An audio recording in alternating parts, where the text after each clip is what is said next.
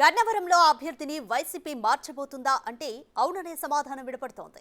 ఈసారి వల్లభనేని వంశీ స్థానంలో కొత్త వారిని బరిలో దించే దిశగా వైసీపీ యోచిస్తోంది. దీంతో వంశీని మార్చుతారంటూ నియోజకవర్గంలో జోరుగా ప్రచారం నడుస్తోంది. మైలవరం లేదా పెనుమలూరు వెళ్లమంటున్నారని సన్నిహితుల వద్ద వల్లభనేని వంశీ చెప్పినట్లు సమాచారం. గన్నవరంలో ముద్రపోయిన వెంకటేశ్వరరావును బరిలోకి దించే దిశగా వైసీపీ వ్యూహాలు రచిస్తోంది.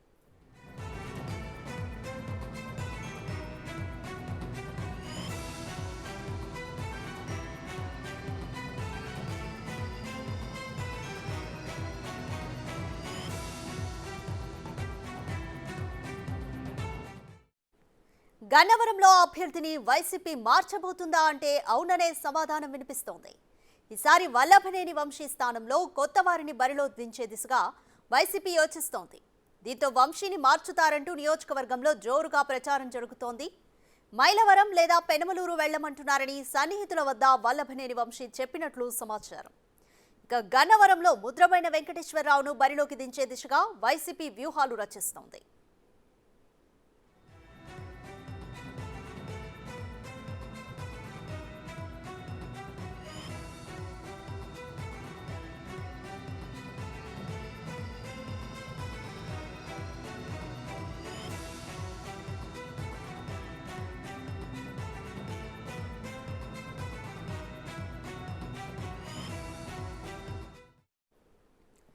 గన్నవరంలో అభ్యర్థిని వైసీపీ మార్చబోతుందనే టాక్ నడుస్తోంది. ఈసారి వల్లభనేని వంశీ స్థానంలో కొత్త వారిని బరిలోకి దించే దిశగా వైసీపీ యోచిస్తోంది.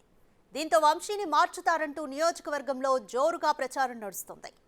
మైలవరం లేదా పెనుమలూరు వెళ్లమంటున్నారని సన్నిహితుల వద్ద వల్లభనేని వంశీ చెప్పినట్లు సమాచారం. ఇక గన్నవరంలో ముద్రపోయిన వెంకటేశ్వరరావును బరిలోకి దించే దిశగా వైసీపీ వ్యూహాలు రచిస్తోంది.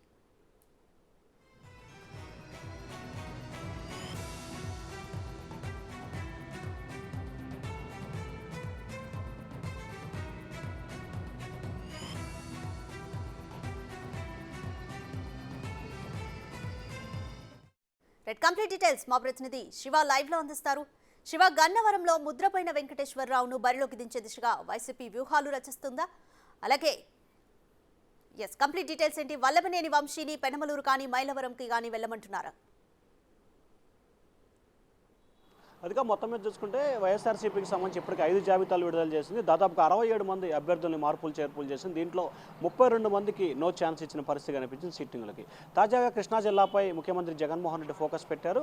3 రోజుల క్రితం ముఖ్యమంత్రి కార్యాలయానికి గన్నవరం ఎమ్మెల్యే వల్లభనేని వంశీ, గుడివాడ ఎమ్మెల్యే కొడాలి నాని, మచిలీపట్నం శాసనసభ్యుడు పేర్ని నాని ఈ ముగ్గురిని కూడా పిలవడం జరిగింది. ఈ నేపథ్యంలో ఇటీవల జరిగిన పలు సర్వేలకు సంబంధించి కూడా గన్నవరం నియోజకవర్గంలో వంశీకి సంబంధించి వ్యతిరేకత ఉందని చెప్పి కూడా ముఖ్యమంత్రి తెలిపినట్లు కూడా సమాచారం అందుతుంది. అయితే ఈ నేపథ్యంలోనే నిన్న సాయంకాలం గన్నవరం నియోజకవర్గంలో అత్యంత రహస్యంగా కూడా వల్లభనేని వంశీ తన ముఖ్యమైన అనుచరులు, కార్యకర్తలు, నేతలతో కూడా ఒక సమావేశమయ్యారు. ఈ సమావేశంలో తనని వేరే నియోజకవర్గానికి వెళ్ళాలని చెప్పి కూడా అధిష్టానం సూచన చేస్తుంది. అది కూడా మైలవరం కానీ లేకపోతే పెనమలూరు నియోజకవర్గానికి వెళ్ళాలని చెప్పి కూడా అధిష్టానం సూచన చేస్తుందని చెప్పి కూడా కార్యకర్తల వద్ద కూడా ఆయన చెప్పినట్టు తెలుస్తాం. దీనికి సంబంధించి కార్యకర్తలు, నేతలు కూడా లేదు మనం ఇక్కడి నుంచే పోటీ చేయాలి, ఎందుకంటే గత ఎన్నికలకు సంబంధించి కూడా యార్లగడ్డ వెంకటరావుపై కూడా విజయం సాధించాం, ప్రస్తుతం మనం పార్టీలు మారాం, వైసీపీ నుంచి టీడీపీకి మనం, టీడీపీ నుంచి వైసీపీకి వాళ్ళు వచ్చిన పరిస్థితి నేపథ్యంలో కూడా ఖచ్చితంగా మరోసారి బరిలో ఉండి గెలవాలనే ఏకైక ధ్యేయంతో కూడా ఆ పార్టీ నేతలు అయితే నిర్ణయం తీసుకున్నట్టు తెలుస్తూ ఉంది. అయితే వంశీ మాత్రం తాను ఇక్కడి నుంచే పోటీ చేస్తానని చెప్పి చెప్తున్న పరిస్థితి కనిపిస్తోంది. మరొక వైపు ఏదైతే గతంలో ఇక్కడ ఇండిపెండెంట్గా పోటీ చేసి ప్రస్తుతం నూజివీడు టీడీపీకి సంబంధించిన ముఖ్య నేత ఇన్ఛార్జిగా ఉన్న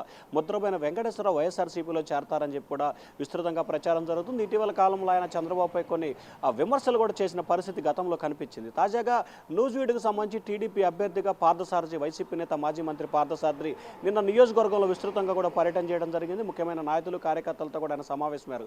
ఈ నేపథ్యంలో ముద్రపోయిన కూడా ఖచ్చితంగా పార్టీ మారే ఆలోచనకు సంబంధించి నిర్ణయం తీసుకున్నట్టు తెలుస్తూ ఉంది. ఆయన ఖచ్చితంగా ఇప్పటికే వైసీపీ అధిష్టానం నుంచి గన్నవరంలో గతంలో పోటీ చేసి గెలుపొందిన నేపథ్యం ఉంది కాబట్టి అది కూడా ఇండిపెండెంట్గా గెలిచాడు కాబట్టి ఈ నేపథ్యంలో గన్నవరానికి సరైన నాయకుడు అతనే అని చెప్పి కూడా భావిస్తూ ఉన్నారు.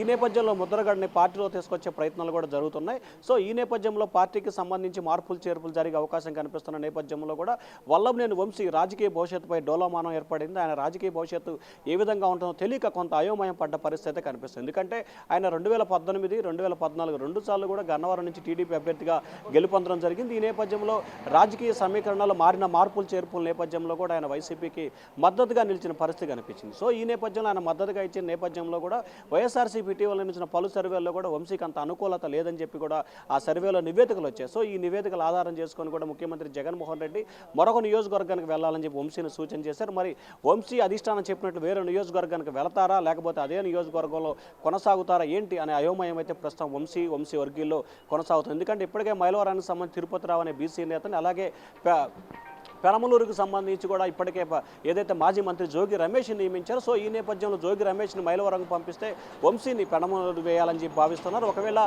వంశీకి సంబంధించి కూడా ఖచ్చితంగా కావాలంటే మైలవరం ఇచ్చే అంశాన్ని కూడా అధిష్టానం అయితే పరిశీలన చేసినట్టు తెలుస్తుంది. సో ఓవరాల్గా చూసుకుంటే ఈ రెండు నియోజకవర్గాల్లో ఏదో ఒక నియోజకవర్గానికి సంబంధించి కూడా వంశీకి ఇచ్చే అవకాశాలు అయితే కనిపిస్తూ ఉన్నాయి. రాధిక.